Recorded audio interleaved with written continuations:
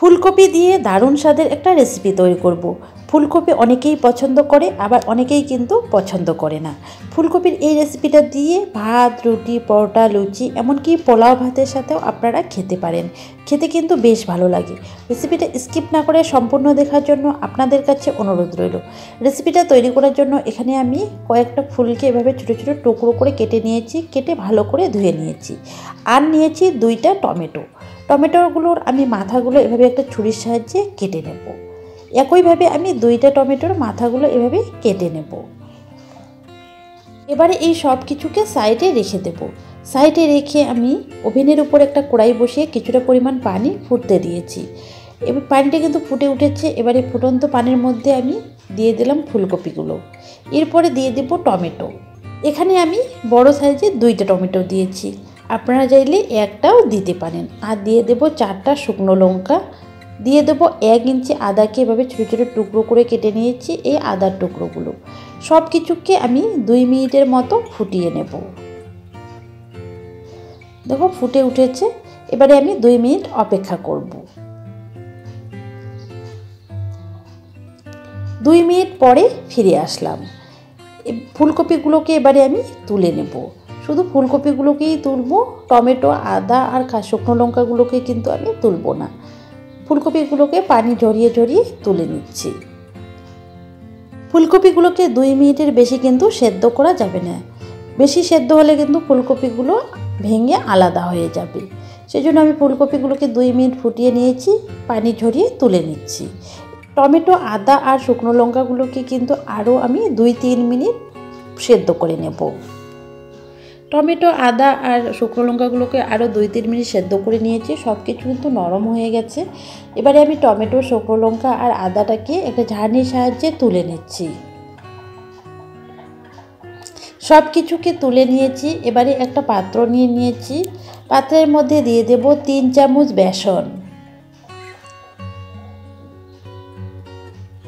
ওই চামচ দিয়েই দিয়ে দেব আমি 2 চামচ কর্নফ্লাওয়ার।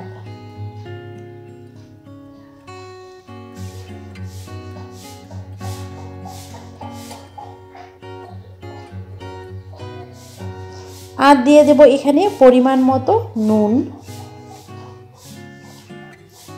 হলুদ গুঁড়ো আর শুকনো লঙ্কার গুঁড়ো 1 চামচের 4 ভাগের 1 ভাগ করে দিয়ে দেব। সব কিছুকে শুকনো একসাথে ভালো করে মিশিয়ে নেব।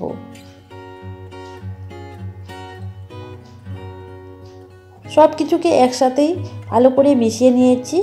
এবারে অল্প অল্প পানি দিয়ে একটা ব্যাটার তৈরি করে নেব। ব্যাটারটা কিন্তু পাতলা করে তৈরি করব না, একটু ঘন করে ব্যাটারটা তৈরি করে নেব। আমার এই রেসিপিটা আপনাদের যদি ভালো লাগে, লাইক দিয়ে চ্যানেলটাকে সাবস্ক্রাইব করে নেওয়ার অনুরোধ রইল। পাশে থাকা বেল আইকনটা ক্লিক করে নেবেন নতুন রেসিপির আপডেট সবার আগে পাওয়ার জন্য। ব্যাটারটা কিন্তু আমার তৈরি হয়ে গেছে। এবারে এই ব্যাটারটাকে সাইডে রেখে দিচ্ছি। সাইডে রেখে আমি এদিকে টমেটো আর শুকনো লঙ্কা আর আদাটাকে নিয়ে নিয়েছি। টমেটোর খোসাগুলো ছাড়িয়ে নেব। 2টা টমেটোর খোসাগুলো ছাড়িয়ে নিয়েছি। এবারে সব কিছুকে একটা মিক্সির জারের মধ্যে দিয়ে দেব। দিয়ে একটা মিহি পেস্ট তৈরি করে নেব। আর দেখো বন্ধুরা, একটা মিহি পেস্ট তৈরি হয়ে গেছে। এবার এই পেস্টটাকে সাইডে রেখে দিলাম আর বেসনের ব্যাটারটাকে নিয়ে নিলাম। বেসনের ব্যাটারটা দেখো এরকম ঘনত্বের বানিয়ে নিতে হবে, একটু ঘন করে বানিয়ে নিতে হবে। এবারে ফুলকপির টুকরোগুলো বেসনের ব্যাটারের মধ্যে দিয়ে দিলাম, দিয়ে ভালো করে মেখে নেব ফুলকপির সাথে ব্যাটারটা।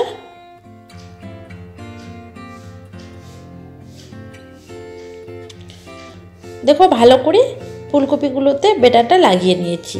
এবারে ফুলকপিগুলোকে সাইডে রেখে দিলাম। দিয়ে ওভেনের উপর একটা কড়াই বসিয়ে কিছুটা পরিমাণ তেল আমি দিয়ে দিচ্ছি কড়াইয়ের মধ্যে। তেলটাকে ভালো করে গরম করে নেব। তেলটাকে গরম করে নিয়েছি। এবারে একটা করে টুকরো চামচে তুলে তুলে আমি তেলের মধ্যে দিয়ে দিচ্ছি ফুলকপির টুকরোগুলো।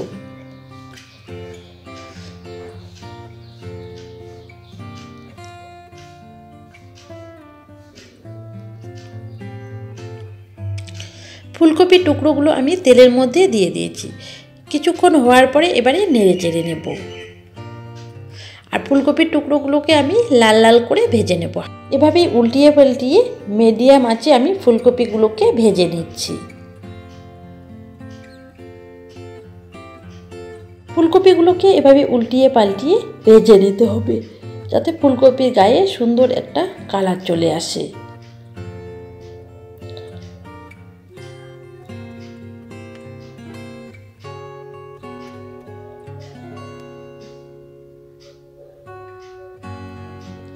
আর দেখো বন্ধুরা, ফুলকপিগুলোর সুন্দর একটা কালার চলে এসেছে। এবারে ফুলকপিগুলোকে আমি তুলে নেব তেল ঝরিয়ে।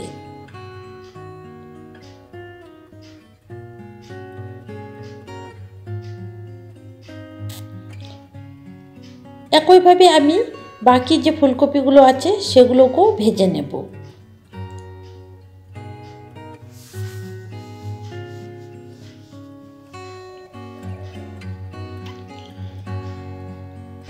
এই ফুলকপিগুলোকেও ভেজে আমি তুলে নেব। আমি সামান্য একটু তেল কড়াই থেকে তুলে নিয়েছি। আপনারা চাইলে সম্পূর্ণ তেলটাতে কিন্তু যে পেস্টটা তৈরি করে রেখেছি সেই পেস্টটা দিতে পারেন। আমি একটু কম তেলে রান্না করব, সেজন্য কিছুটা পরিমাণ তেল আমি তুলে নিয়েছি। এবারে সম্পূর্ণ পেস্টটা দিয়ে দিলাম, দিয়ে একটু নেড়ে চেড়ে নিলাম। এবারে এখানে কিছু মশলা অ্যাড করব। দিয়ে দিলাম পরিমাণ মতো নুন, হলুদ গুঁড়ো দিয়ে দেব হাফ চা চামচের একটু কম, শুকনো লঙ্কার গুঁড়ো দিয়ে দেব হাফ চা চামচের একটু কম, আর দিয়ে দেব এখানে আমি ভাজা জিরের গুঁড়ো। এবারে মশলাটাকে ভালো করে কষিয়ে নেব, মশলা থেকে যতক্ষণ না তেল ছেড়ে দিচ্ছে।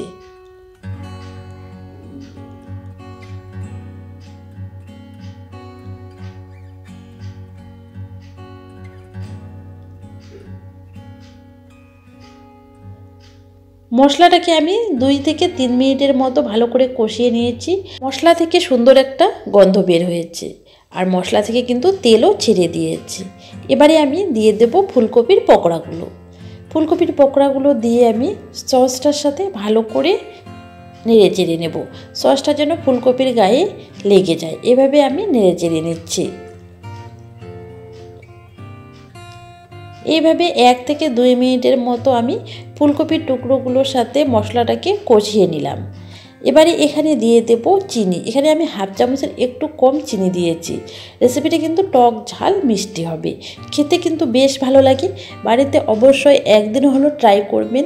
রেসিপিটি ভালো লাগলে লাইক দিয়ে কমেন্ট করে জানাবেন। আপনাদের একটা লাইক ও কমেন্ট আমার কাছে অনেক বেশি মূল্যবান। পরবর্তী রেসিপি তৈরি করতে আমাকে অনেক বেশি উৎসাহ দেয়। আমি সামান্য একটু মিক্সির জারটাকে ধুয়ে পানি দিলাম। এবারে আমি লো আঁচে 2 থেকে 3 মিনিট রান্না করে নেব।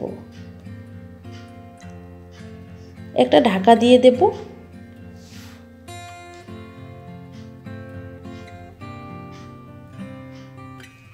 2 থেকে 3 মিনিট পরে ফিরে আসলাম, ঢাকাটা তুলে নিলাম। আর দেখো গ্রেভিটা কিন্তু একদম শুকনো শুকনো হয়ে গেছে, আর ফুলকপিগুলো কিন্তু সেদ্ধ হয়ে গেছে। সামান্য একটু নেড়ে চেড়ে নিয়ে এবারে এখানে দিয়ে দেব গরম মশলার গুঁড়ো। এখানে আমি 1 চামচের 4 ভাগের 1 ভাগ গরম মশলার গুঁড়ো দিয়ে দিলাম। দিয়ে ভালো করে মিশিয়ে নেব।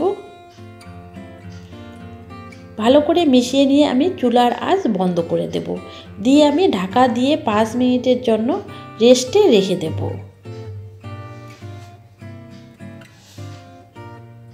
গরম মশলাটা আমি ফুলকপির সাথে ভালো করে মিশিয়ে নিলাম। এবারে ঢাকা দিয়ে 5 মিনিট রেস্টে রেখে দিলাম। 5 মিনিট পরে আমি একটা পাত্রের মধ্যে সার্ভ করে নিচ্ছি। ফুলকপির এই রেসিপিটা আপনারা তৈরি করে ভাত, রুটি, পরোটা, লুচি যে কোনোর সাথেই খেতে পারবেন। খেতে কিন্তু অসাধারণ হয়। বাড়িতে একবার হলো ট্রাই করবেন, আর ভালো লাগলে কমেন্ট বক্সে কমেন্ট করে জানাবেন। দেখো ফুলকপির রেসিপিটা কিন্তু আমার পরিবেশনের জন্য একদম রেডি। রেসিপিটা স্কিপ না করে সম্পূর্ণ দেখার জন্য অসংখ্য ধন্যবাদ। আজকের মতো এখানেই বিদায় নিলাম। বাই বাই বন্ধু।